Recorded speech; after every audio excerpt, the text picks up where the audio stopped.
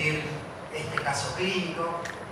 Además de sus méritos docentes, académicos y humanos, él es para nosotros un poco el líder de esta nueva generación de clínicos que está comandando la Sociedad de Medicina Interna de Rosario o la Asociación de Medicina Interna de Rosario.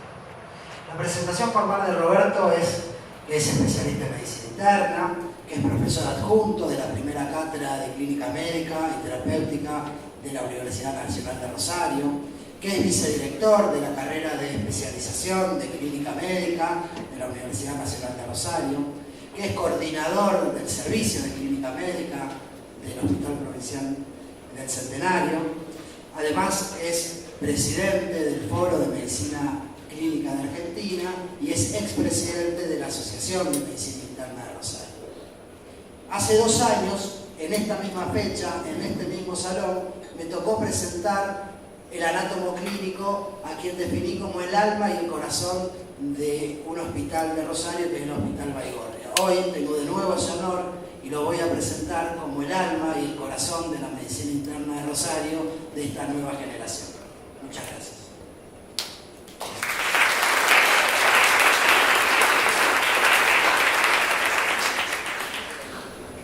Yo simplemente agradecer la invitación, como siempre. La verdad que para nosotros venir acá al Congreso de Rosario es un placer.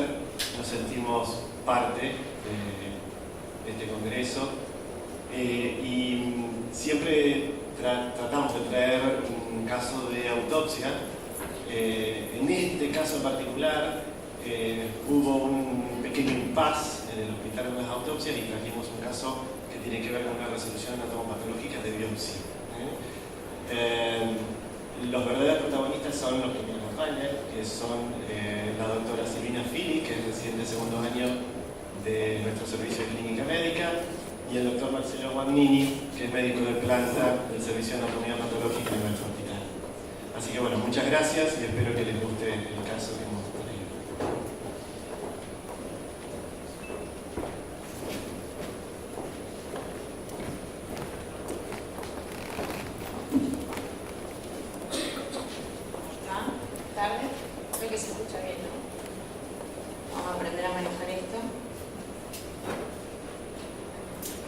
Bueno, en primer lugar, buenas tardes. Agradecer, igual que dijo Pablo, la invitación y la organización de este Congreso impecable. Y bueno, vamos a presentar a nuestro paciente. Nuestro paciente es un paciente de sexo masculino, de 52 años, con antecedentes de hipertensión arterial, hiperlipemia mixta, enfermedad renal crónica terminal de causa desconocida, por la cual estuvo en diálisis, en hemodiálisis, desde el 1996 al 1998. En el 98 fue trasplantado, recibió un riñón de un donante vivo. Ese mismo año su fístula se desfuncionalizó, en una fístula de tipo signobresia en el metabracio izquierdo, y cuando nosotros lo conocimos tenía una función renal normal. En el 2010 tuvo un adenocarcinoma renal de grado 2 en el riñón nativo izquierdo, que le requirió nefrectomía total, sin recidiva de la enfermedad. Como medicación habitual, este paciente recibía enalapril, atorvastatina, sirolimus, diclofenolato, calcitriol y calciobase. No tenía antecedentes tóxicos ni alérgicos, estaba vacunado de acuerdo a su edad y es independiente para las actividades de la vida diaria. Bien, nosotros lo conocimos hace casi un año, el 20 de mayo de 2018, cuando nos consultó por dolor y frialdad en su mano izquierda. Como enfermedad actual, él refería que todo había comenzado 4 días antes, con el dolor y con sensación de calambres a predominio en el primer y segundo dedo de su mano izquierda, y que el día previo a la consulta había notado cianosis y frialdad, con edema y eminencia tenar, y un aumento del dolor que se hizo insoportable y por eso vino a la guardia y obviamente quedó internado. Al examen físico era notable su dolor espontáneo y a la palpación, con edema, eminencia tenar, con cianosis parcheada en la mano y palidez que empeoraba al elevar el miembro y mejoraba al descenderlo, con una leve disminución de la temperatura, pero con retorno capilar conservado, pulsos conservados y simétricos, con la movilidad y la sensibilidad conservadas, y toda esta signosintomatología a predominancia en su eminencia tenar en los 3 primeros dedos. Los primeros laboratorios nos mostraron que no tenía leucocitosis, un recuento de 7.480 blancos con parámetros inflamatorios bajos, una PCR de 0,5 y una eritrosedimentación de 7, con una función renal estable y similar a sus funciones renales previas, con estado ácido-base normal, sin lactacidemia, y una CPK aumentada de 1911 unidades internacionales por litro, con tiempos de coagulación normal. En el electrocardiograma, un ritmo sinusal con un trazado normal. Comenzamos la marcha diagnóstica y empezamos a pedir estudios complementarios. En primer lugar, pedimos una ecografía Doppler arterial, donde las velocidades del flujo estaban conservadas y la morfología del flujo a nivel distal de la arteria cubital y de la arteria radial mostraban ondas trifásicas. Aquí en estas imágenes se evidencian unas imágenes tubulares, que aquí tenemos un corte longitudinal y del otro lado transversal, cercanos a la arteria radial izquierda, con un material ecogénico en su interior que corresponde a la fístula defuncionalizada, sin flujo, sin señal doble. También pedimos una resonancia sin contraste, donde vemos a nivel de la mano cortes axiales, sobre todo en la segunda imagen, que es un T2, esta zona muscular con hiperintensidad, que nos hablan de edema muscular. Lo mismo en este corte coronal y lo mismo en estos cortes sagitales en distintos planos a nivel de la eminencia tenar. ¿Qué hicimos con el paciente inicialmente? Bueno, tomamos hemocultivos, 2 hemocultivos periféricos, iniciamos una cobertura empírica con antibióticos, penicilina G sódica y clindamicina por vía endovenosa. Iniciamos una bomba de infusión continua con heparina sódica. Iniciamos nifedipina por vía oral, 20 miligramos cada 12 horas. Iniciamos analgesia con morfina e interconsultamos para seguimiento conjunto a los servicios de nefrología, cirugía cardiovascular, traumatología y reumatología. ¿Cómo evoluciona nuestro paciente? Al día siguiente, las áreas, estas pálidas, empezaron a localizarse cada vez con más claridad y empezaron a localizarse como áreas isquémicas. Y a la par, ya era franca la disminución en el relleno capilar en los primeros 3 dedos. Ante esto, solicitamos una angiotomografía de tórax y abdomen, que no evidenció ningún defecto en la represión del contraste en todos los vasos, ningún defecto endoluminal, ni de la pared, ni ninguna compresión extrínseca, solo a modo de curiosidad, como una variable anatómica, esta salida un poco angulada de la subclavia al nivel superior del tórax, que se vio en una reconstrucción que hicieron los médicos de imagen, pero sin ningún defecto en su drenado. Por otro lado, pedimos una angioresonancia de miembros superiores, que nos dejó ver que había flujo en la mano, en los arcos palmares, que se mantenían, pero al ser un estudio no dinámico, un estudio estático, no nos dejó diferenciar si estos árboles eran arteriales o venosos. Este mismo día, o sea, a las 24 horas del ingreso, positivizan ambos frascos de hemocultivos para cocos positivos agrupados. En este momento, infectología rota la cobertura vancomicina más clindamicina. Y además el servicio de cardiología realizó un ecocardiograma transtorácico donde se evidencia una buena función, con HPI y sin vegetaciones ni ningún otro defecto estructural. Seguimos con la evolución de nuestro paciente. 2 días después del ingreso, el servicio de traumatología llevó a cabo una descompresión quirúrgica de la eminencia tenar con la liberación compartimental, evidenciando tejido muscular desvitalizado, y es aquí donde se toman las biopsias de piel y de músculo para la anatomía patológica y los cultivos. Para este día también tenemos nuevos laboratorios con parámetros inflamatorios un poco más elevados que al ingreso en el contexto de la cirugía, una PCR de 5,9, una eritrosedimentación de 24, una procalcitonía baja de 0,2 y una CPK que venía en descenso. Las serologías previas al ingreso fueron negativas. Ya hacia el día 25 del mismo mes, Era franca la necrosis en la última falange del pulgar y del índice, con cianosis en la falange distal del tercer dedo y la temperatura disminuida.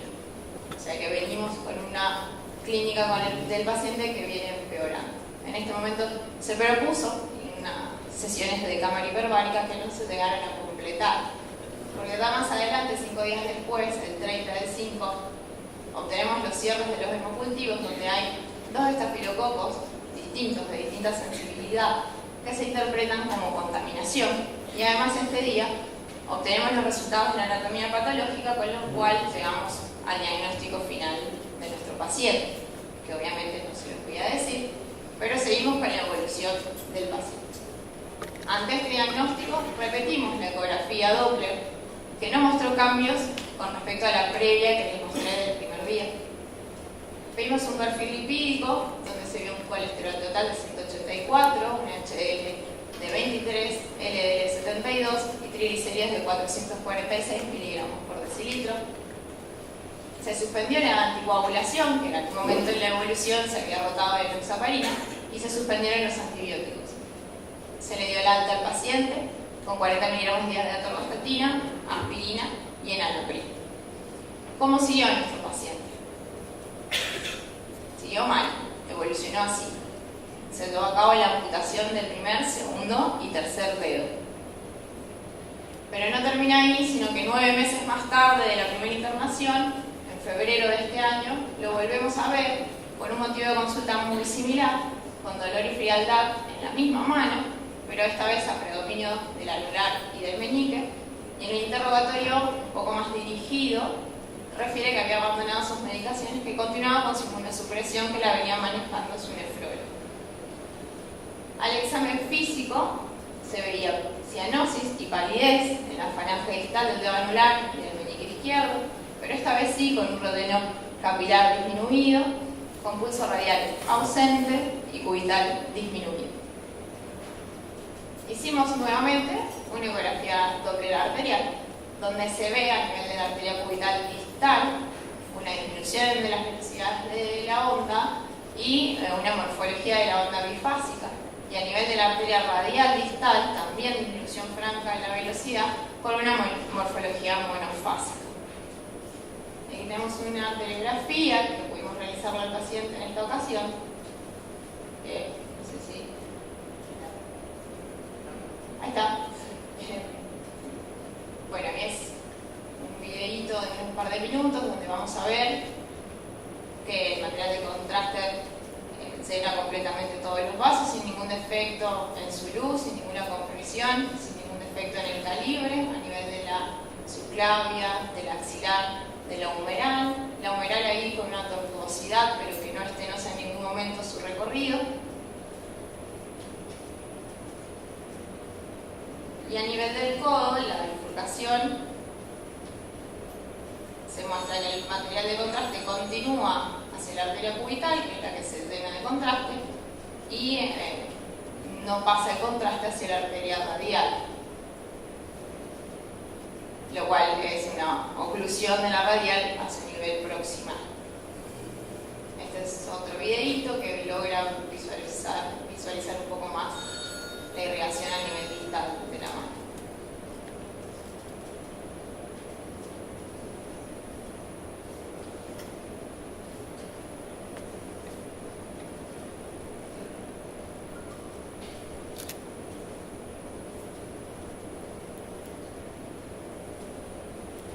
Bien, ahí se ve cómo debería ordenarse la radial y no lo hace de esa manera.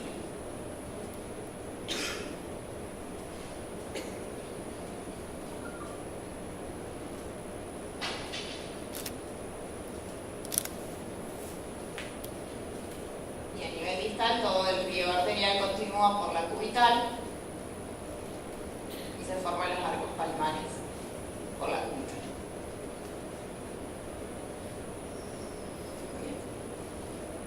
En esta intervención, ¿qué hicimos? Volvimos a colocar una bomba de infusión continua con heparina, otra vez la aspirina y la atorvastatina, pero en esta intervención el paciente evoluciona mejor, con mejoría del dolor, del color y de la temperatura.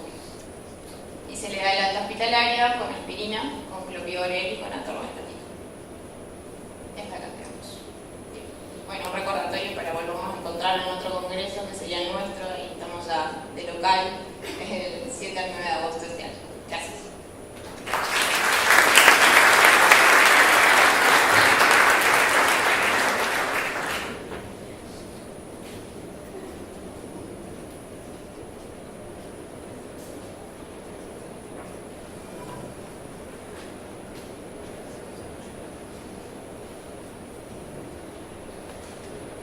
¿Alguna pregunta, algún comentario del público antes de que lo escuchemos a Roberto?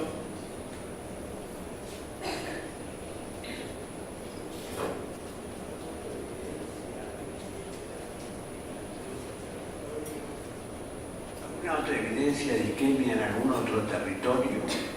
No, la clínica era solamente localizada. Solamente localizada. Sí, sí. Gracias.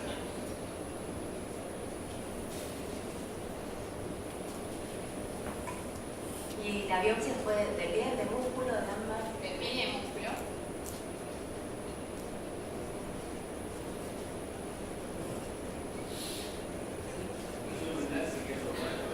Sí. Sí. Mantuvo hasta el final también. Sí. Este último episodio, ¿tenía fiebre además?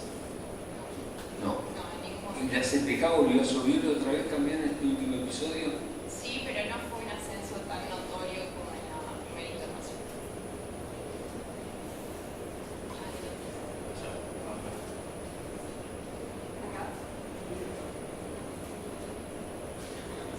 Pregunto la sistemática. Uno hace preguntas sobre el caso, no se puede decir diagnóstico por el momento, sino después de que cuenta Roberto, o no sé cómo es. Es así, perfecto. Dos preguntas. ¿El paciente en el reinterrogatorio utilizaba algún fármaco que hasta ahora no estaba dentro de su medicación habitual? ¿Hay algún fármaco? Perfecto. Bien. ¿Tenía fondo de ojo el paciente? No, no se le hizo. No se hizo fondo de ojo. ¿Y se hizo toxicológico en orina? No, eso tampoco. Bueno.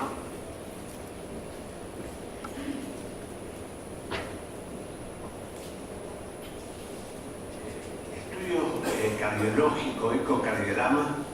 El que comentábamos con buena función. Perdón. Buena función ventricular y sin vegetación.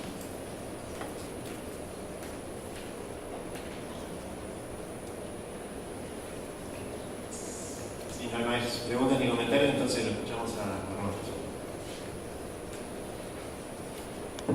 Yo no puedo preguntar. Pablo, ¿puedo hacer preguntas? Bueno, caso me hizo pensar mucho. Tengo la sensación que vamos a seguir discutiendo el diagnóstico después que hable yo y que hable el patólogo. No sé, tengo esa sensación. Vamos a ver. Bueno, como resumen de situación, siempre vamos a poner el paciente, el contexto con todos con sus condicionantes y la enfermedad actual, los puntos destacados de su contexto. Repetimos, un paciente de 50 años, hipertenso dislipémico, que a los 30 años se quedó sin riñón, lo dializaron 2 años por una fístula hasta que lo trasplantaron hace 20 años y desde ahí está con drogas inmunosupresoras. Y 8 años este pobre hombre agregó un adenocarcinoma renal grado 2 y lo nefrectomiza.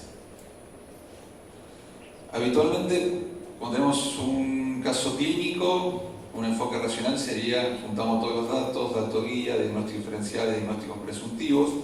Yo debería seguir ese camino, tomaría como dato guía la isquemia digital y ahí plantear una larga lista.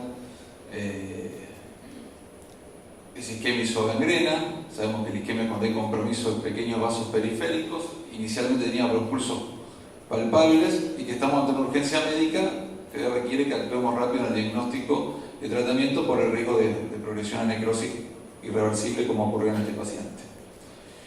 Los mecanismos de la isquemia digital habitual son: ¿qué pasa más? O se trombosa o embolia, o se inflama la pared o se afecta la pared por mecanismos pseudovasculíticos no inflamatorios,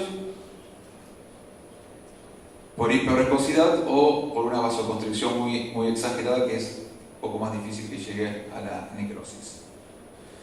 Entonces yo acá tendría que discurrir en todas estas causas de isquemia y de digital y de necrosis, ir viendo uno por uno, puntos a favor, en contra y describiendo, cosa que no voy a hacer, sino me gustaría transmitirlo un poco, cómo pensamos los médicos cuando nos cuentan un caso como este. Yo estoy seguro que más que una cuestión, se lo veo a manera, Kirsten, acá Greca, Kremer, cuando le iban contando el caso, se le iban disparando un montón de diagnósticos, ¿no? Iban cambiando uno, el otro, entraba una cosa, y yo voy a intentar transmitir eso y después vamos a hacer un análisis también para analizar lo que es la isquemia digital. Es decir, que una interpretación poco rápida, heurística, automática en la historia clínica, empiezan a haber disparadores, ¿no?, que nos llevan a interrogantes, especular, divagar un poco, hacer conjeturas, que es lo que hacemos cuando nos están contando un caso. Vamos a ver algunos de estos. Primer disparador, yo digo, este paciente hipertenso, dislipémico, renal crónico, hay una hiperglicemia dando vuelta de 270, que aparece aislada, no tenemos la historia, si hay más o fue en un momento particular, si estaba en ayuno, pero parece ser un paciente de alto riesgo cardiovascular, entonces alto riesgo isquemia, nos dice que tendrá arterias muy dañadas con placa, de ahí puede hacer aterotrombosis, antitrombolia, y decía, pero estaba trasplantado ya hace 20 años, digo, siguen siendo los trasplantados igual de alto riesgo como el renal crónico en diálisis. Bueno, sí, sigue siendo la principal causa de muerte de los trasplantados de los eventos vasculares, tiene menos riesgo que el paciente que sigue en diálisis y que no recuperó función renal, pero lo sigue teniendo ese alto riesgo. Después me apareció, digo, este hombre a los 30 años se quedó sin riñón y no sabemos más nada. El único dato que tengo y entonces uno dice, vamos a tratar de buscar causas que le pasó a ese riñón y si lo puedo relacionar con la enfermedad actual. Pero pasaron 20 años, pegó ahí y recién ahora me vuelve a pegar, entonces fue una duda que aparece el cáncer del riñón, que lo operan, es un tumor teóricamente grado 2, menos de 7 centímetros, está limitado a riñón, sin metástasis ganglionares ni a distancia, y se curan entre el 65 y 70% con la nefrectomía. Entonces, escucha, tenemos un 30-35% que puede tener recidiva, pero también pasaron 9 años, aunque los tumores renales a veces son tumores que pueden hacer recidiva a largo plazo, tienen manifestaciones clínicas, pero tampoco tengo ninguna clínica ni imágenes que me esté avalando que haya recidiva. Lo quiero relacionar con la isquemia, digo, bueno, será una manifestación paraneoplásica, una trombofilia asociada al tumor, me estará anunciando que se ve una recaída de esta isquemia digital. El trasplante, en este escenario empieza a aparecer nuevos convidados y ¿qué pasa? Cuando tiene el trasplante dice, acá puede aparecer neoplasias asociadas, típicamente los tumores, las enfermedades linfoproliferativas post-trasplante, las infecciones oportunistas, las drogas que tienen perfiles de efecto indeseable bastante particulares y nos cambian el escenario porque están inmunomodulando, así que pueden aparecer desde infecciones oportunistas a frenarme alguna enfermedad, por ejemplo autoinmune. Y aparece el sidorismo en bicofenolato, que no estamos tan habituados, son drogas más del trasplantólogo, etc. Y hace varios años que tenemos este R14, R16, que es el doctor Rovere, que siempre nos ha enseñado que cualquier patología, casi la droga puede estar relacionada. Voy al bicofenolato, no dice demasiado que pueda asociar esta enfermedad.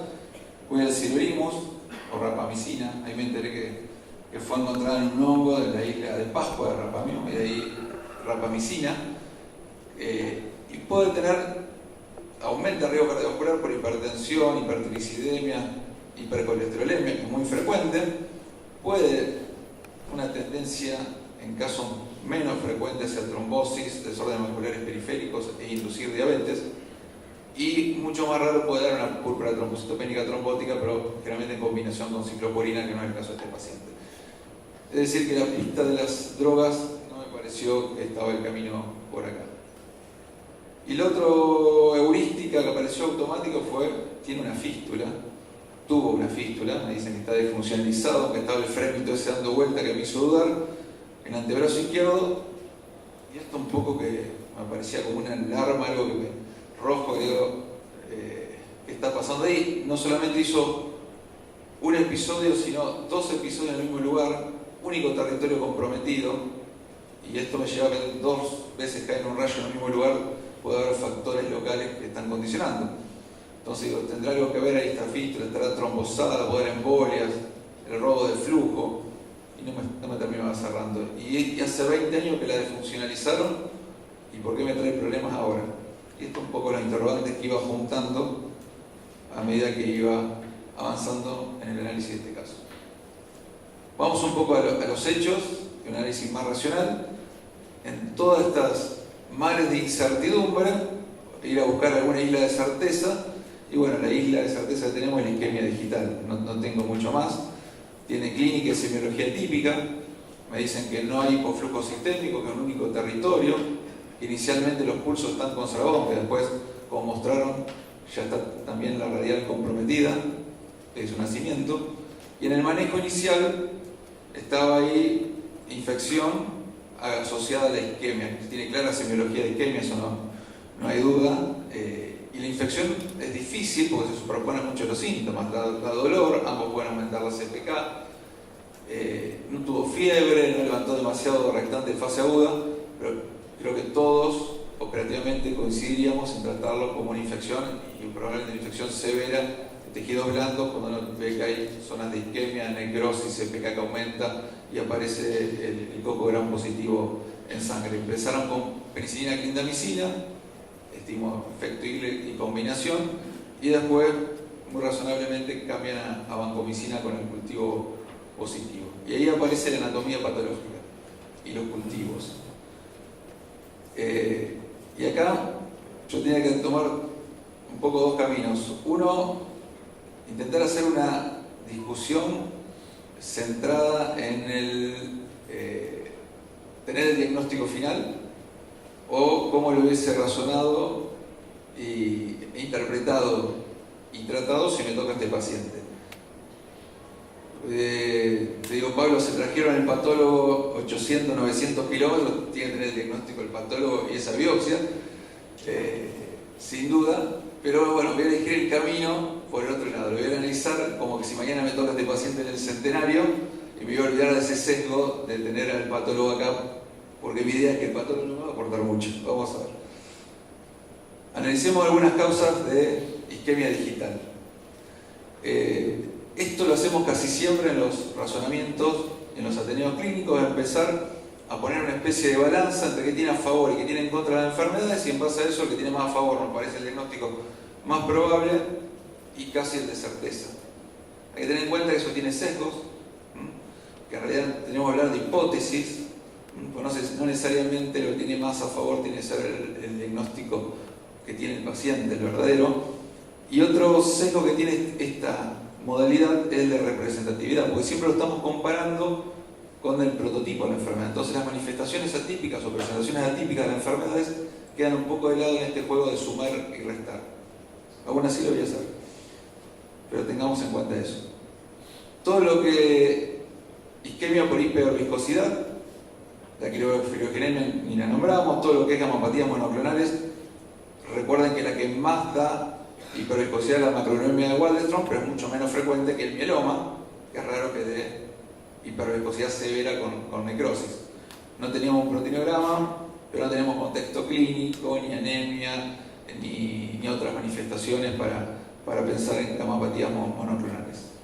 Lo mismo que los mieloproliferativos, no tenemos ni poliglobulia, ni trombocitosis, etc. Lo que es disminución de retorno venoso, la flegmasia celular muy del territorio inferior, aparece una resonancia, un trombo que parecía en un territorio venoso, pero no justifica tener demasiado trombosis con aumento de presión. Así que lo tachamos rápidamente. También alejo de las causas de vasoconstricción. No tenemos antecedentes de consumo de ergot ni fármacos que generen intensa vasoconstricción, y las causas asociadas al frío tampoco constan en la historia clínica. Las embolias desde el corazón. A ver, a todos un coco gram positivo van a hacer pensar en endocarditis. No tenía ni soplo, no tenía eritro. El coco aparece después de la isquemia y de la infección. Y el ecocardio, si bien es transtorácico, no ve ninguna vegetación. Lo mismo que las endocarditis maránticas o desde una gran arteria o una embolia. Entonces lo veo poco probable. Un diagnóstico que siempre nos gusta poner cuando aparece en la isquemia son las embolias por eteroma o por el colesterol. Nunca vi una, pero siempre el doctor Reca nos cuenta de una que tuvo y ha quedado ahí medio cegado en ese caso. Y este paciente puede tener placas de aterosclerosis, pueden desprenderse y nos puede dar émbolo de colesterol, que el patólogo vería muy bien como cristales de colesterol. Generalmente aparece después de procedimientos o de anticoagulación, aunque puede aparecer espontáneamente, y afecta más frecuentemente en miembros inferiores si hay una forma sistémica que puede comprometer la vida con hipocomplementemia, nitro, etc. Lo vamos alejando. La vasculitis reumatoidea la sacamos porque en el contexto de un paciente con una artritis reumatoidea seropositiva, muy erosiva, muy agresiva, y es indistinguible de la poliartritis nodosa cuando hace esta forma de presentación. Y entonces ahí me veo tentado a abrir el capítulo, ahí lo veo a Mariana y Priscila, están juntas, las enfermedades autoinmunes sistémicas, y digo, ¿qué le pasó a riñón hace 30 años? La causa más frecuente, hipertensión y diabetes, no aparece, no tiene una evolución, aunque no tenemos ningún dato. Alguna injuria aguda, un nefrotóxico en ese momento, haber hecho un urémico hemolítico, una PLT, si fue una enfermedad glomerular primaria, pegó ahí al riñón y ya no podemos relacionarlo más. Y lo único que nos podía, si lo puedo relacionar con la enfermedad actual, digo, a veces los clínicos, recién decía Finstein, vemos puntos sueltos y queremos armar historia a partir de esos puntos y armar toda una narración, una teoría unicista, que nos quede todo muy bonito, pero a veces no están unidos los puntos y no tiene nada que ver lo que le pasó a riñón con lo que le pasa ahora. Quiero unir el riñón con el tumor, con el trasplante, con la isquemia. Algunas palabras nomás de enfermedades que pueden comprometer el riñón y que nos pueden dar isquemia digital en el grupo de las autoinmunes sistémicas y algunas similares. Pasó mucho tiempo. Es decir, ¿cómo hago para justificar que me dio una falla renal una enfermedad y esa misma enfermedad hoy me da una isquemia digital? Es cierto que el tratamiento inmunosupresor que recibió por el trasplante me puede haber modificado la presencia. Siempre nos pasan por ahí que pacientes que están en diálisis con riñones chiquitos, atróficos, que dicen falla renal de causa no filiada. Y a los 3 o 4 años nos aparece una hemorragia pulmonar, una serositis, y dijimos, era una paratitis microscópica, o era un lupus, o lo que fuera, y no fue estudiado. O los pacientes que están trasplantados, que pierden el injerto, y en el momento que suspenden la inmunosupresión, nos disparan también una manifestación autoinmune. Insisto, pasaron 20 años, demasiado tiempo, siempre estuve, me imagino, con inmunosupresores. Nombro algunas de ellas: la esclerosis sistémica, esta vasculitis de pequeños vasos. Cuando vemos isquemia siempre la ponemos, en general aparece más la mordedura de ratas, signos clínicos, no hay otras manifestaciones, no está relatado que tenga Raynaud. Las criolobulemias también cuando hay isquemia, estas inmunoglobulinas que precipitan a baja temperatura. Me falta toda la parte de manifestaciones sistémicas. Suele haber artralgia, artritis, astenia, púrpura palpable. Y no tenemos enfermedades claramente que puedan asociarse. No vemos que este paciente tenga un linfoproliferativo, ni un Waldenström, ni una leucemia linfática crónica, ni serologías para hacer que son más mixtas del 2 y el 3. Sigo avanzando. Por cortesía con el doctor Espinosa, está presente, tengo que nombrar el lupus, si no me arrestaría. Siempre que hay una isquemia, una sospecha de vasculitis, tenemos el lupus entre los diagnósticos, que puede ser por vasculitis o por síndrome antifosfolípido. No es la manifestación más frecuente con isquemia digital de este tipo, y está descrita una variante que hace una vasculitis indistinguible de la poliartritis nodosa. Igual creo que hay una ausencia de otras manifestaciones para considerarlo. La trombocritis obliterante puede afectar a cualquier territorio, es más en hombres, pero está muy relacionado al tabaquismo, 95%. Este paciente no tenemos el antecedente que sea fumador. Aforba, que tiene un silencio inmunológico y de reactantes de fase aguda, y algunos hallazgos arteriográficos que no son compatibles con lo que tiene este paciente. Antifosfolípido, hay isquemia pero en un solo territorio, repite ahí, no hace trombosis venosa. Por ahí las manifestaciones a nivel, cuando son arteriales, son más comúnmente cerebrales. Este puede resultar tentador si queremos unir puntos, que es el síndrome vascular aclar paraneoplásico, que es neoplasia más rinoma e isquemia digital. Aparecen sobre todo en carcinomas, lo más frecuente es tumor, mama y ovario, 40% ya cuando están en estadios metastásicos, y las lesiones cutáneas, a veces la isquemia digital puede aparecer antes que el diagnóstico del tumor, como anunciando. De que tuvo un tumor, hace una isquemia, uno podría haberse tentado a pensar en este diagnóstico. Otros más alejados, la calcifilaxia, más patrimonio del renal crónico en diálisis con hiperparatiroidismo severo y una alteración del producto fosfocálcico importante. La combinación combinación cocaína, levamisol entre vasculitis y vasoconstricción puede dar isquemia, también lo veo poco probable, lo mismo que la vasculitis grande vaso, ya sea Takayasu, etc. Vimos una angiotomografía de tórax que no aparecían otras lesiones. Para ir achicando el espectro, quizás de las enfermedades sistémicas que podrían dar un cuadro así, aparece la poliartritis nodosa, con algunos recaudos. El grupo epidemiológico da bien, más frecuente en hombres, entre 40 y 60 años. Los órganos más afectados son la riñón y la piel. Falta neuropatía, falta afección gastrointestinal.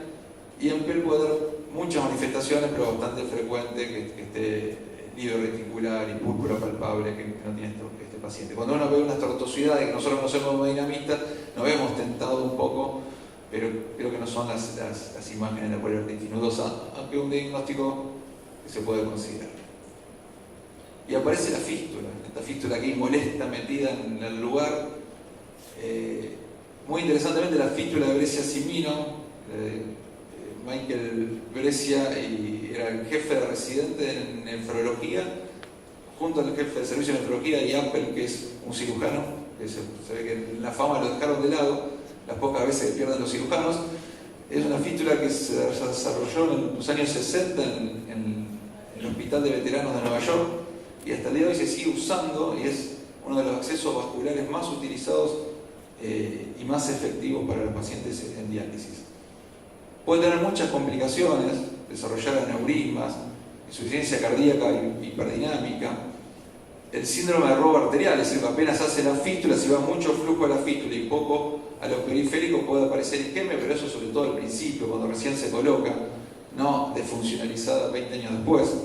Y también puede haber trombosis en el acceso venoso.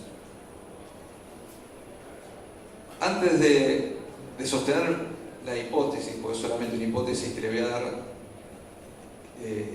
diagnóstica, que creo más probable, creo que es bueno hacer dos pasitos en la práctica diaria. Uno es buscar huellas de Robinson, ¿tá?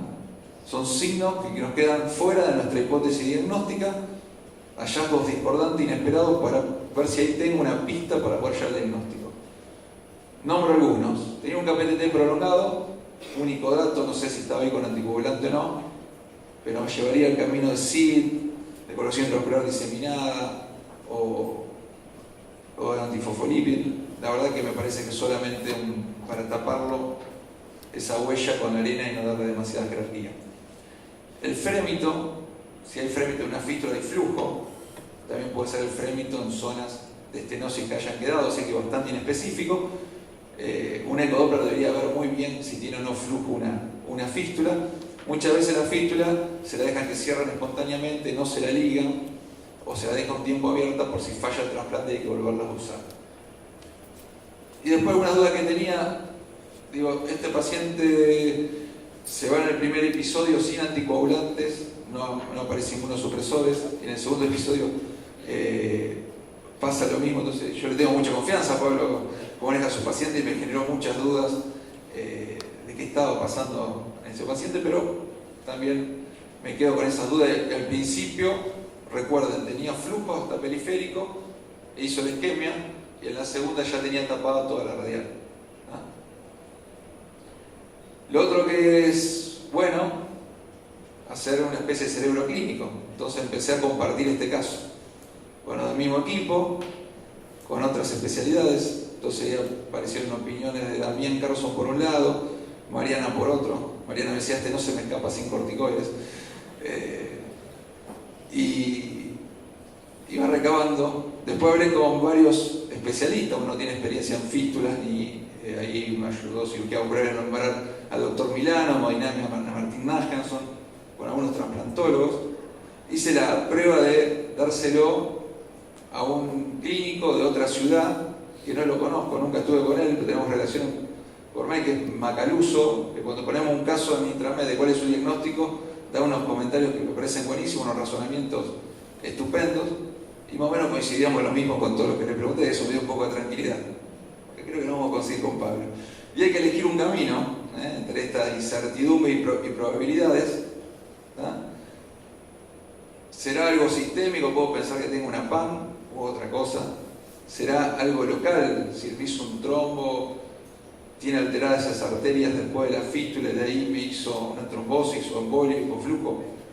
Entonces uno, ante esa hipótesis, prueba si es suficiente y coherente. ¿Sí? Todos los componentes del caso pueden ser explicados por la hipótesis y por cualquiera de las dos tenían buena suficiencia.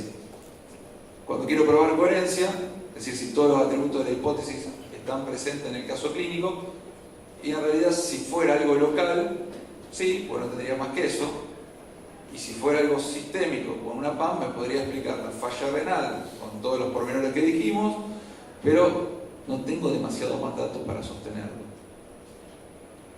Ahí apareció un poco de tensión entre este fraile de Ockham y el Dr. House.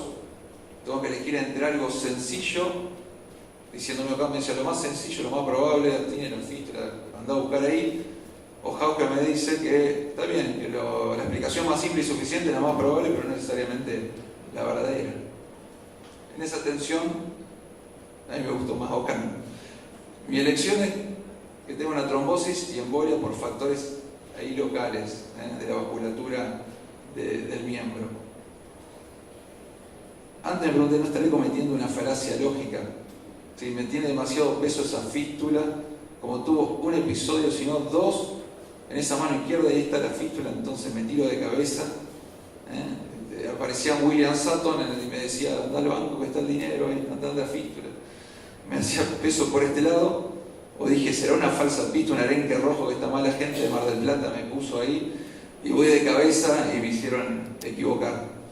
O, si quedé anclado, yo cuando apenas empecé a leer el caso el primer día, la fístula es como esa alarma que me apareció y quedé pegado ahí, no me pude desprender más, y entonces lo único que hice es buscar explicaciones que justifiquen mi anclaje inicial. No lo sé. Pero bueno, si yo elijo esto, le tengo que justificar porque una fístula que se desfuncionalizó hace 20 años me hace isquemia ahora, y cómo trombosó toda la radial. Este está loco, era un delirante. Primera explicación, el doctor John Hunter, dos hermanos escoceses muy destacados en Londres de 1700, se conserva hoy la casa de este médico en Leicester Square, y fue citado, parece que inspiró a Stevenson para Dr. Jekyll y Mr. Hyde.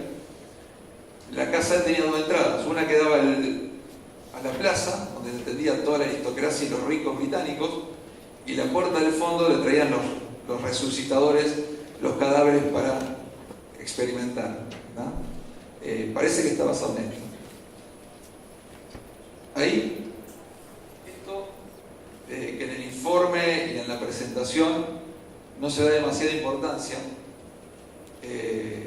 no por opinión mía, porque tengo experiencia, pero con los amenamistas que vimos en el estudio, esto clasifica por tamaño en un aneurisma de la braquial. Acá el flujo se retrasa bastante en tiempos de latido cuando se ve la hemodinamia, y está bastante dilatado. Así que a mí esto me da una pista que puede ser una fuente de trombosis y embolia.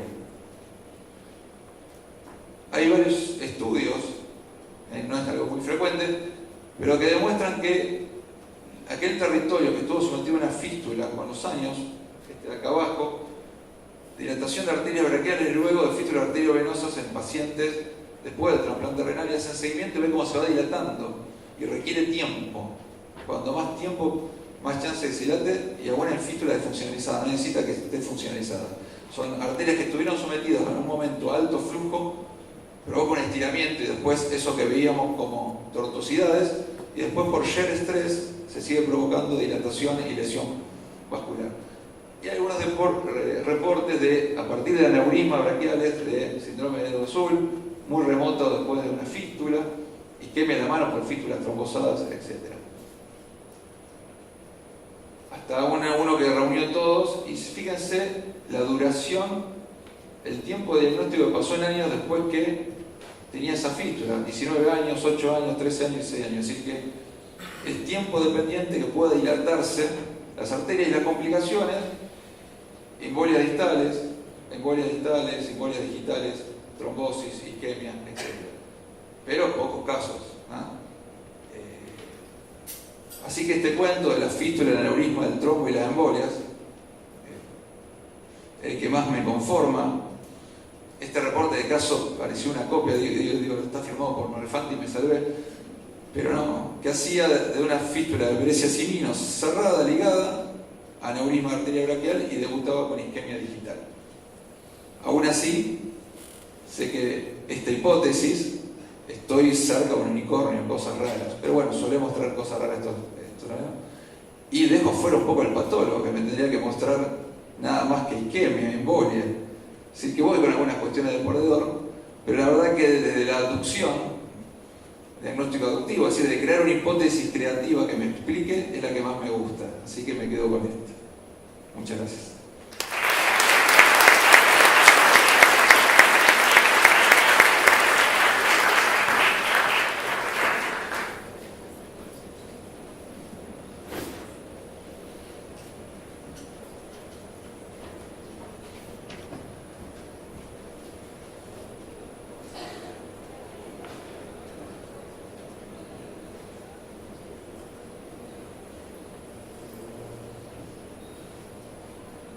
Buenas tardes.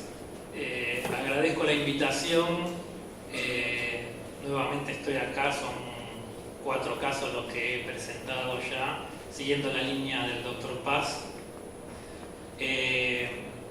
Los casos que precedieron a este fueron sarcoma granulocítico, fue una amiloidosis en una paciente con una enfermedad de Still, fue un paciente con una aspergilosis, todos casos complicados. Y cuando Pablo me presentó eso, yo dije, me parece un poco simple, me parece que no sé si van a estar defraudados por este caso. Pero después me puse a leer bien y dije, los casos simples con manifestaciones no comunes terminan siendo casos también interesantes, ¿no? Entonces, vamos un poco a recorrer la historia del paciente. Entonces el paciente tuvo un adenocarcinoma de células claras, hice 700 kilómetros, así que déjenme hacer un poco de patólogo, o sea, describir un poco más del caso, porque si hago el caso solo y me voy. Entonces, el adenocarcinoma de células claras, el tumor de Grawitz, ahora carcinoma de células renales, medía 7 centímetros, pero el riñón medía 9, o sea que era casi todo el riñón y abarcaba de cápsula a seno, ¿no? Lo que es verdad es que no invadía la vena renal. Se denomina así porque justamente, ¿no?, las células claras y se gradúa de acuerdo a los núcleos, ¿no? Cuando el núcleo es chiquitito, grado 1, el núcleo grande, grado 2, cuando el núcleo es muy grande, con núcleo evidente, grado 3, el grado 4 ya es muy pleomórfico. Tiene esta característica de tener mucha sangre, por eso en las punciones a veces es dificultoso diagnosticarlo, sale mucha sangre, pocas células, las células son bastante inocuas, o sea que ver malignidad también es difícil, por eso se gradúa por el núcleo y no como los adenocarcinomas convencionales en bien diferenciado, moderadamente diferenciado, pobremente diferenciado, sino que se gradúa por el núcleo, ¿no? Entonces este es otro sector, fíjense, por eso cada vez que nosotros vemos alguna punción o algún órgano con células claras, le decimos a ustedes busquen un riñón. Es el más clásico, hay carcinoma de células claras en ovario, hay carcinoma de células claras en pulmón y en otros órganos, ¿no? Pero es el más clásico. Pero bueno, lo que interesa entonces es el caso actual y nosotros lo que tenemos es la piel con una epidermis engrosada porque es la inminencia tenar, epidermis, dermis y en dermis acá me van a comentar ustedes qué ven. Como digo, los ateneos nuestros, ¿no? Yo les digo, ustedes lo diagnosticaron, no yo, porque después me dicen, y esto no, esto sí, esto no, entonces yo lo diagnosticaron ustedes. Esto en dermis profunda, ¿no?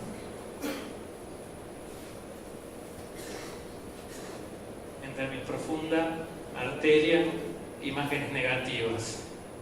Las imágenes negativas en histopatología son siempre de contenido graso, ¿no? Uno si quisiera ver esto debería hacerle un aceite rojo o en un corte de congelación, porque todo el procedimiento con los alcoholes y el silol la levanta, entonces no se colorea, ¿no?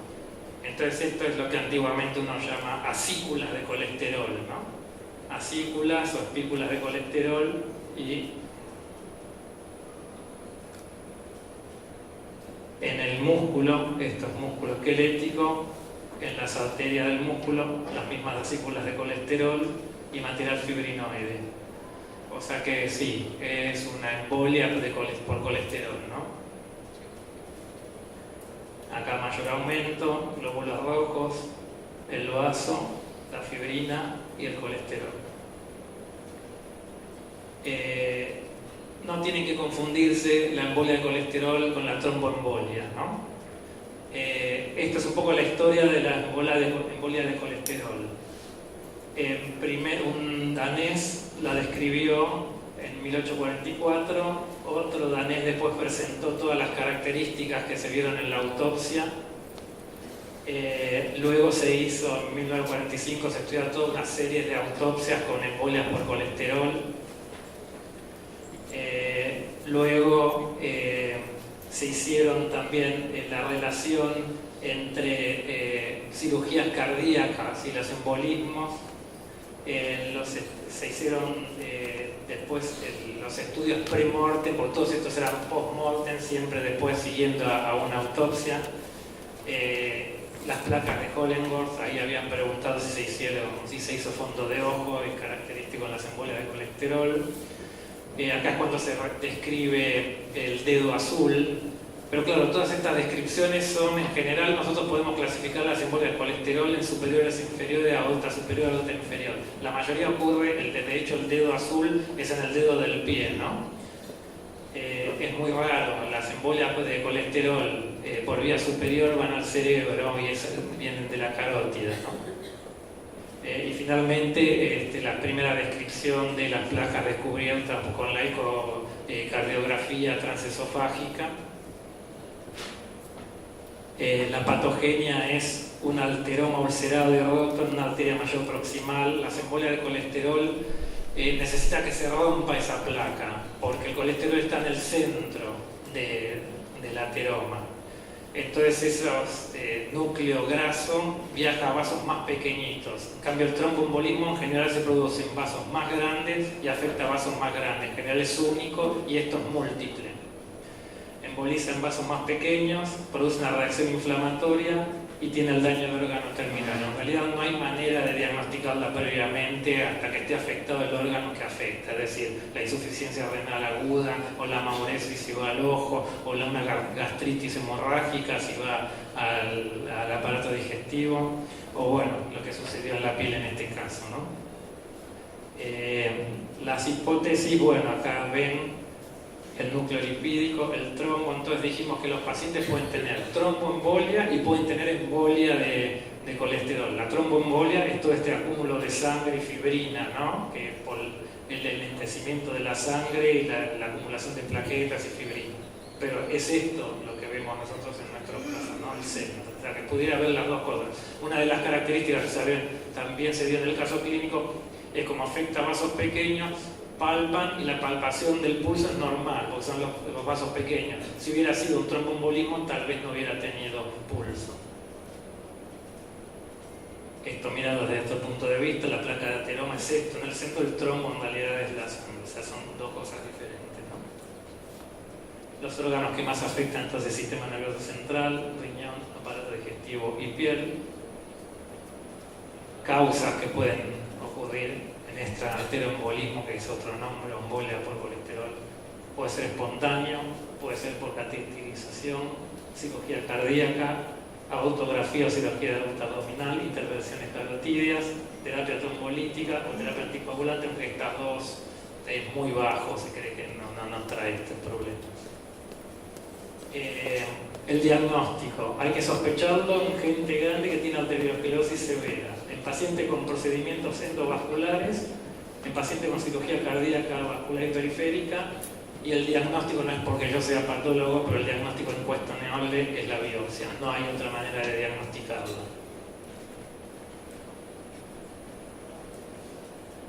Así que no había...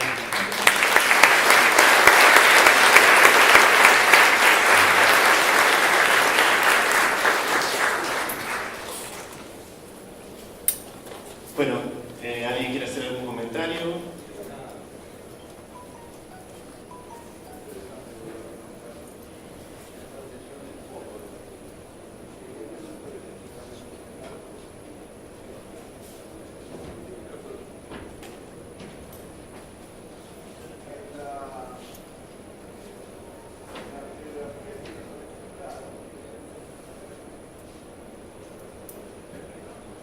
En la radiografía que le practicaron no se ve ninguna placa ateromatosa, no está muy enferma. Y particularmente es raro que los miembros superiores haya alteración arteriosclerótica. No sabemos por qué todo el resto de las arterias envejecen mucho, pero los miembros superiores se tratan, ¿no?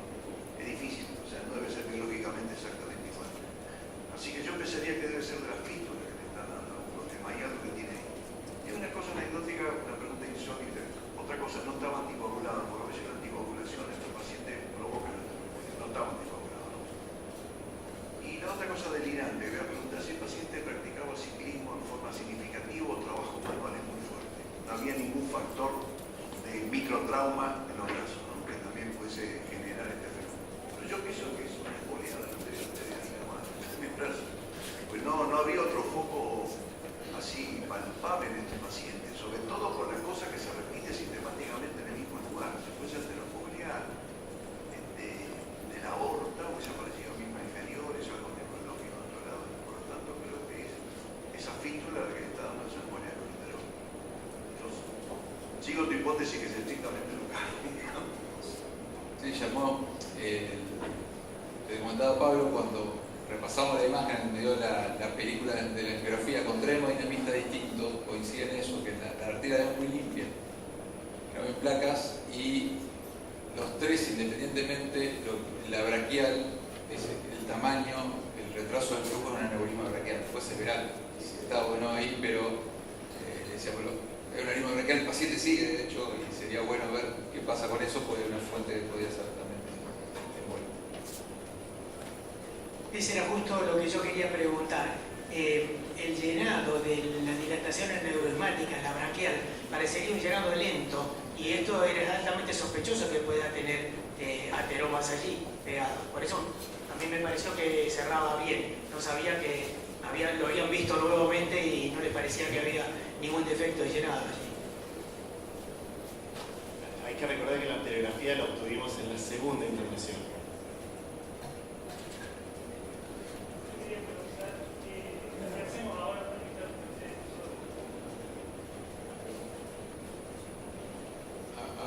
Si la interpretación es placa que tuvo un evento, se lo trata como un evento vascular cualquiera, por decir una ACV.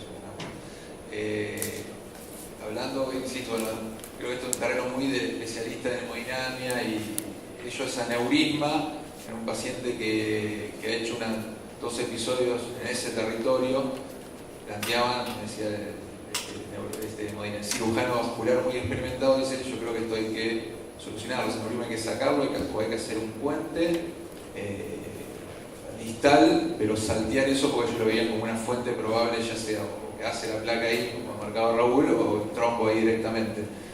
Cuando uno ve la película, es muy notorio retraso del flujo en esa tortuosidad que hace, y la pared tiene más de 1,5 del tamaño normal, que más tiene 2 y algo, pero bueno. Yo haría la consulta con el cirujano vascular si tengo este paciente aparte, y no sé si no dejo anticoagulado mientras tanto.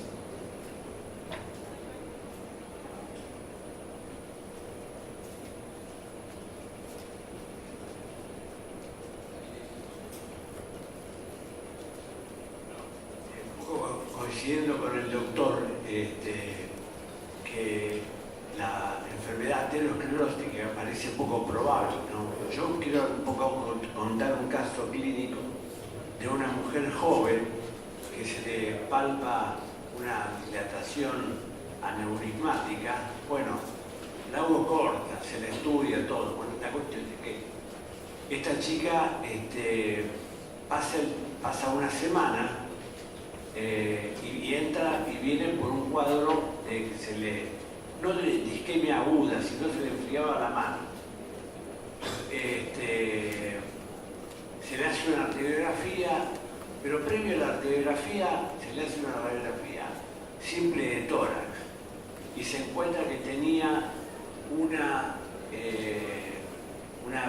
¿cómo se llama? Una costilla supernumeraria, que le había producido una aneurisma en la subclavia, eso le había embolizado una arteria radial y le había dado un cuadro de isquemia que con el tiempo se fue revascularizando.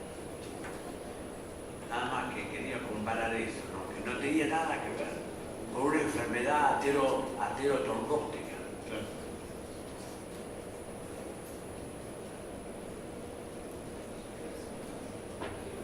La embolia de colesterol es un diagnóstico muy escurridizo.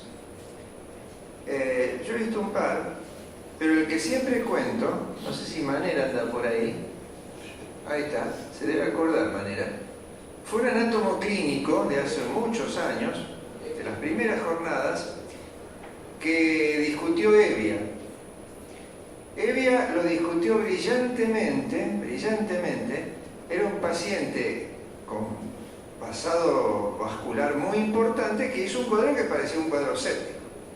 Tenía falla multiorgánica de la cual se murió. Y Evia, que había escrito un artículo de revisión sobre embolia de colesterol recientemente, hizo diagnóstico de sepsia, etcétera, y no embolia de colesterol. Y me acuerdo que Pasmo nos mostraba los cristalitos de colesterol y decía, bueno, lo que me tranquiliza que con este paciente no se hubiera podido hacer nada de ninguna manera, porque el enfermo se murió por la embolia múltiple. Ahora este es un cuadro todavía más escurridizo para hacer el diagnóstico, porque esto es una cosa localizada. Pensar en embolia de colesterol en una cosa localizada, bueno, ya es bastante más rebuscado. Pero si es localizada y tiene una fístula, y bueno, ¿cómo no pensar que viene de la fístula? Parece que 2 más 2 son 4. Pensar que tiene una lesión vascular aórtica y que a partir de ahí tendría otras manifestaciones, no da. Entonces sí creo que la cuestión es ir a ver qué se hace con esa fístula, y me parece que ahí el que tiene que tallar es el cirujano.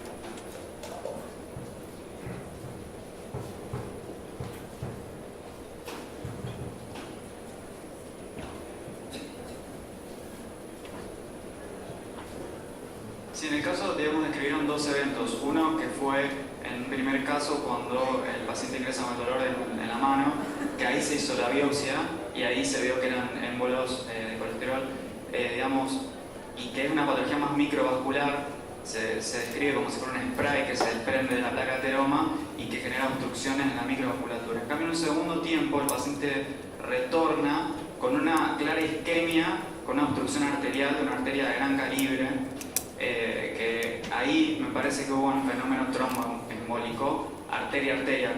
Coincido que el foco probablemente sea una dilatación aneurismática, quizás en un inicio generó una debilidad de la pared, que hizo que se desprendiera el colesterol, generando en el primer tiempo la embolia del colesterol. Ahí se hizo la biopsia, pero en un segundo tiempo no se sabe si fue eso o si fue una trombosis generada también por la dilatación aneurismática. Es decir, eso queda como una incertidumbre, qué pasó en el segundo momento. Y por el tamaño y el calibre de la arteria obstruida, no creo que haya sido colesterol, ahí me parece que fue un trombo.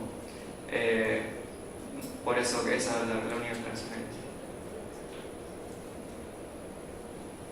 Eso es lo interesante de este caso. Al principio dije, vamos a ir discutiendo después del patólogo, creo que se da para múltiples interpretaciones y cuestiones se puede hacer con el paciente. La verdad que en un caso le disfruté mucho, entretuve mucho y aprendí demasiado. Así que le agradezco a Pablo por traer al católico. Muchas gracias.